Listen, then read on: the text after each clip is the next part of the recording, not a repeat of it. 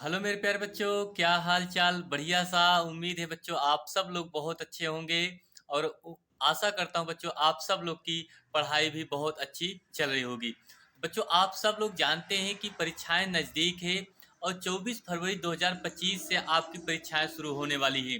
बच्चों आज ऐसे क्लास की हम शुरुआत करेंगे जो आपके पेपर यानी 24 फरवरी का जो पेपर होगा बच्चों, आप लोग यही जीवन परिचय लिखने के लिए आपके एग्जाम में आएगा। तो आज आप लोग के लिए ये वीडियो देखना अत्यंत ही आवश्यक है। ठीक, तो सभी छात्रों से गुजारिश करूंगा प्लीज वीडियो को लास्ट तक देखना, आपको समझ में आ जाएगा एक एक चीज बहुत बेहतर तरीके से। बच्चों आज हम बताने वाले हैं क्लास 12 में हिंदी के एक इम्पॉर्टेंट जीवन परिचय की। तो बच्चों बात करेंगे ये इम्पोर्टेंट जीवन परिचय आपका जो बोर्ड परीक्षा 2024 अर्थात 2000 जो 25 में होगा, यानी 24 फरवरी का आपका जो बच्चों पेपर होगा। ये क्वेश्चन आपको 100% आपके पेपर में आएगा। यहाँ से पूरे आपको 5 अंक बच्चों क्या होंगे निर्धारित हैं और 5 अंक बच्चों आपको पूरे क्लियर हो जाएंगे। ठीक है, बहुत सरल तरीके से आज आप लोग के लिए हम बताएंगे जीवन परिचय कैसे लिखा जाता है। चलिए बच्चों, तो देरी ना करें, क्लास की शुरुआत करेंगे। सभी छात्रों से गुजारिश करूंगा प्लीज वीडियो को लाइक शेयर और सब्सक्राइब करना मत भूलिए। ठीक बच्चों, देखिए क्लास 12 में हिंदी आ, जीवन परिचय एवं कृतियां, डॉक्टर हजारी प्रसाद द्विवेदी जी। बहुत ही इंपॉर्टेंट जीवन परिचय है बच्चों। ये हर साल आपके पेपर में ये क्वेश्चन पूछा जाता है, यानी अब की बार भी ये 24 फरवरी आपके पेपर में ये क्वेश्चन जरूर पूछेगी। ठीक, तो सबसे पहले बच्चों हम हेडिंग बनाएंगे जीवन परिचय। क्या हेडिंग बनाएंगे बच्चों? जीवन परिचय। तो जीवन परिचय में बच्चों हेडिंग बनाएंगे, उसके बाद कॉपी में कैसे लिखना है ये भी आपको ध्यान से समझना। देखिए, आचार्य हजारी प्रसाद द्विवेदी जी का जन्म, आचार्य हजारी प्रसाद द्विवेदी जी का जन्म बलिया जिले के दुबे का छपरा नामक गांव में। दुबे, ये देखिए थोड़ा से जहां पर उनका जन्म स्थान है और जगह जहां है बच्चों उसको आप अंडरलाइन कर देना या ब्लैक पेन से लिख देना। ठीक है बच्चों, इतना आपको जरूर करना होगा। बलिया जिले के दुबे का छपरा नामक गांव में एक सरयू परीर ब्राह्मण परिवार में हुआ था।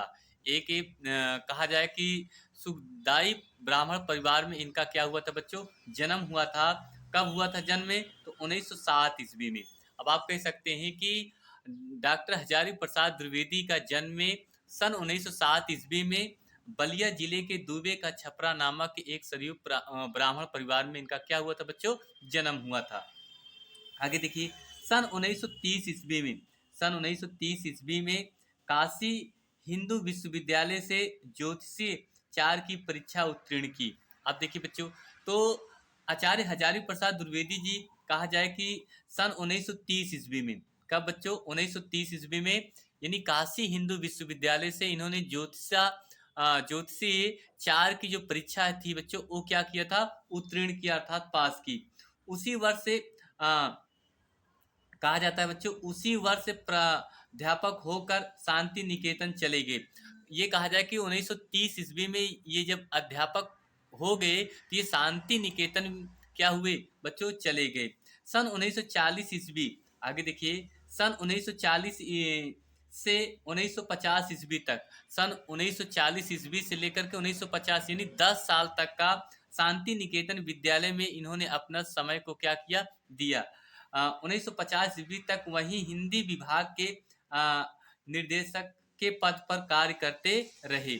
वहाँ जो शांति निकेतन का जो पद था बच्चों ये संभाले अर्थात डॉक्टर हजारी प्रसाद द्विवेदी जी। आगे देखिए, सन 1950 ईस्वी में काशी हिंदू विश्वविद्यालय में हिंदी विभाग के अध्यक्ष पद पर नियुक्त किए गए। ये कहे जाए बच्चों कि सन 1950 ईस्वी में, सन 1950 ईस्वी में काशी हिंदू विश्वविद्यालय में हिंदी विभाग के अध्यक्ष पर इनको क्या किया गया बच्चों? नियुक्त किया गया। आगे नियुक्त होने के बाद कहा जाता है कि उसी समय भारत सरकार ने सन 1957 ईस्वी में, 1957 ईस्वी में इन्हें पद्म भूषण की उपाधि से सम्मानित किया गया। इन्हें बच्चों पद्म भूषण सम्मान से क्या किया गया? सम्मानित किया गया। किसको? डॉक्टर आचार्य हजारी प्रसाद द्विवेदी जी को। क्लियर बच्चों, इतना समझ में आ गया। अब आगे देखेंगे, इनका देहांत सन 1989 ईस्वी को हो गया था। तो ये कही जाए बच्चों कि ये आपका डॉक्टर हजारी प्रसाद द्विवेदी जी का जीवन परिचय, बहुत ज़्यादा विस्तार में नहीं लिखना है बच्चों, बस इतना आप लिख देंगे। आपको कम से कम 1 से डेढ़ पेज आपको लिखना है, बहुत ज़्यादा नहीं लिखना है। अब बच्चों हम उनकी देखेंगे, हेडिंग बनाएँगे कीर्तियाँ। क्या हेडिंग बनाएँगे बच्चों? कीर्तियाँ। तो याद रखना, हम हेडिंग बनाएँगे आचार्य रामचंद्र शुक्ल की कीर्तियाँ। आचार्य हजारी प्रसाद द्विवेदी, आचार्य हजारी प्रसाद द्विवेदी जी ने गद्य क्षेत्र में उपन्यास, आलोचना, निबंध और इतिहास संबंधी बहुत से ग्रंथ को क्या किए बच्चों? लिखे हैं। तो ये याद रखना, इनकी क्या है? कृतियाँ।